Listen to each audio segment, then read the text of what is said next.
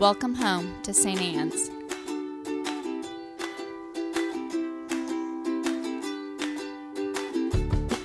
We want you to know that you're welcome to join us at 10 a.m. on Sundays. Please be sure to hit subscribe to receive our sermons.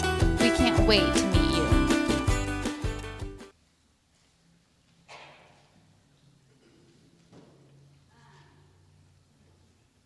This is one of those Gospels and frankly, all the readings are where it gets real. It gets real for you and for me and for all of us. So let's go over the stories just a little bit because I think they're really powerful stories. And the calling of the fisherman is one of those stories that we kind of know in our core. If you've been in the church for a long time, it's one of those DNA stories, where you're kind of sick of hearing it preached about. God bless you. You came anyways today. But there's this sense that, I will call you to be fishers of people. And we have that in our DNA, right? And yet, we are in a church that is very, very hierarchical. I mean, maybe not St. Anne's necessarily, but the Christian church really since, high Middle Ages, has been very, very hierarchical. And it's really not birthed to be that way. You go back into the scriptures and it's really not that way at all. And I've kind of talked to you a little bit about how the early church really was. Remember, it's Jesus wandering around with a bunch of buddies. And then even when you have the early church, it's still that. It's still a group of people who are sharing this together. They all do things together. When we talk about the calling, everyone's called to different things. But you and I have been raised in a church that preaches that, but lives something completely different. And that, too, is in our DNA. We have this idea of the fisher for people, but we really mean the priest does that. And maybe if there's a deacon, we make the deacon do that, too. And the rest of us, we kind of come when we're ready, and we like the feel-good stuff. But I don't really want my life to be impacted terribly much. That's not how it works. And so I want us to go back to these scriptures again and again and again because it is so necessary for us to do it again and again and again because we carry this ism that we intellectually know that that's not true. You intellectually know that I'm no better than you at anything. You know that, don't you? Come on. You know that. But isn't it easy, too, to also be like, we'll just have Meg do that. We'll send Meg out there, and maybe she'll bring in all these people. That's how we're going to do it. Because do you really want to go and evangelize? I mean, there's a reason that Episcopalians are jokingly called the frozen chosen. Because don't nobody want to be sharing the gospel. Because it makes people feel weird. You want to make people feel weird. Tell them, your call stories or your experiences of God, anything like that. And they're like, oh, that's nice. Move along. And so again and again, we have to come back to this stuff and remember that there is nothing that makes clergy special. Nothing. I promise you. Ask my family. Okay, so yeah, we set aside some time, and in theory, we pray a lot, and in theory, we've studied scriptures a lot, and when push comes to shove, I technically probably could translate some Koine Greek into stuff today, but do you really want me to preach about that? Do you really want me to preach Koine? No. The reality is, you and I are all called, and we have a theology called the priesthood of all believers. We don't talk about it much because it doesn't pay well into the pension plan. But the reality is every single person is called by right of your baptism, by right of your being born. God has called you to something. And the readings today are all about people trying to avoid that. Now, if you want to hear some good stories from clergy, you ask how long it took before they answered their calling. Most of us have a pretty long story about how much you didn't want to do that. Because, you have a life. I was afraid I would get made fun of. I received my calling when I was 16. Now, and I come from the Episcopal Church, so I get frozen chosen. That is me. And I was worried that I was going to get made fun of because that was not what I was planning to do. I was going to be a lawyer. I was going to travel the world and do victim advocacy. That was my plan. Probably have a dog. Definitely not have a husband. Definitely not have kids. Ew. But that's not what happened. I do have a dog. I collect dogs. But I want us to think about this again because the reality is every single person is chosen by God. And we spend a lot of time coming up with all sorts of excuses of why we can't do it, don't we? Oh, not me. I am so busy. Cannot do that. Oh, that was not in the plan. That was not what I thought I was going to do.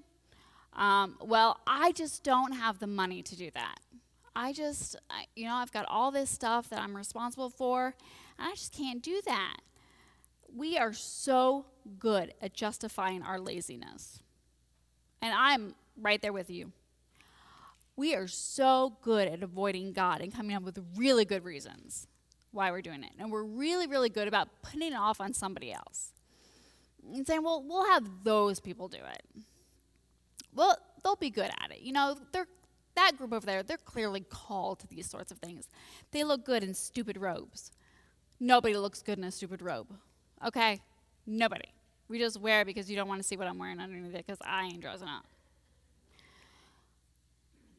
So I want us to think about this again because you are called. I am called. Every single person by right of God saying, I need you on this planet. You. There's no time for excuses. The world doesn't have time for our excuses. God doesn't have time for our excuses. The church doesn't have time for our excuses. We are called now. We were frankly called before we were born. We are called. It's really just figuring out to what we are called. I think that's the powerful thing because, again, we're really good at excuses, right? I might say, this was my favorite in my previous church. I was like, we really need a program for families. We tried that once. It didn't work. You tried to spread the gospel once and it didn't work. Is that what you're saying to me? Yeah, we don't do that anymore. Come again? But we're really good, right? We don't want to do that. We tried that one time, and it wasn't fun. We tried that one time, and we didn't get the results that we had planned on, so we ain't doing that no more. How often do we do that? How often do you and I say, I don't want to do that? And we come up with really, really good reasons. Really good. And a lot of them are fairly legitimate. But are they true? Are they what God calls us to? When we really, really ask ourselves, to what is God calling us? Because I'm going to tell you something. You saying I'm not equipped to do that is not an excuse. The Bible is nothing but a whole bunch of losers who were not equipped to do that. And they did it. You and I are nothing but a whole bunch of losers who are not equipped to do it, but we're called to do it. God doesn't call the equipped. God equips the called. It is not until we go out there and do it that we're like, oh, yeah, we can do this. And I sometimes think that it's really more about our ego than it is about God ever. We don't want to do it because we don't want to be embarrassed. Because what if we fail? What if we're that person? What if I'm the failure priest? And I hang out with all my priest friends, and they're like, oh, she's the one that's terrible. She killed that church. What if we're that church? What if we're that church that all the other churches are looking at? And they say, oh, but not that church. What if your family looks at you and says, oh, yeah, that one's the failure. That one's the black sheep. That's what we're afraid of. We're not afraid of not being able to do what God calls us to do. We're afraid of what other people think of us. And if we don't do what they think we ought to do. What are we afraid of? What are we afraid of? That's what I ask again and again. What am I afraid of? Am I afraid of what I'm going to feel like when I'm hanging out with all the other clergy, which I don't, by the way, because I'm working all the time, and they meet during the week, so I don't hang out with other clergy. I don't even know what they're thinking. What are we worried about? Are we worried that we're going to fail? Has God ever failed? The Bible is nothing but a series of stories of people who failed, but God comes in and says, nope. To you, I call this. And isn't that the story today? Jesus,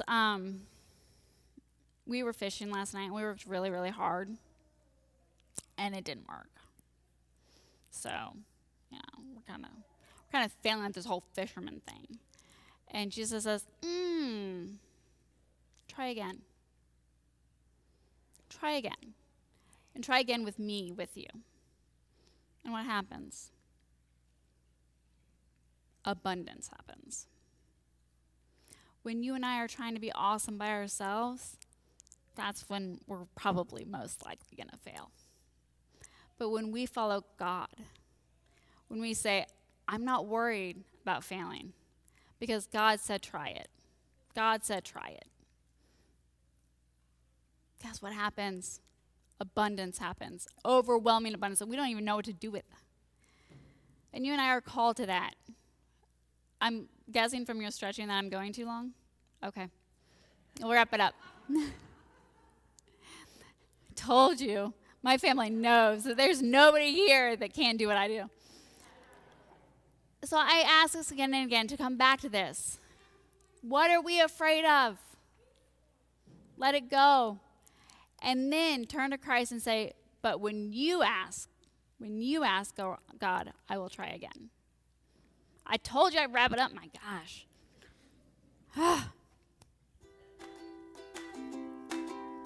We want you to know that you're welcome to join us at 10 a.m. on Sundays. Please be sure to hit subscribe to receive our sermons. We can't wait to meet you. Stand together and say the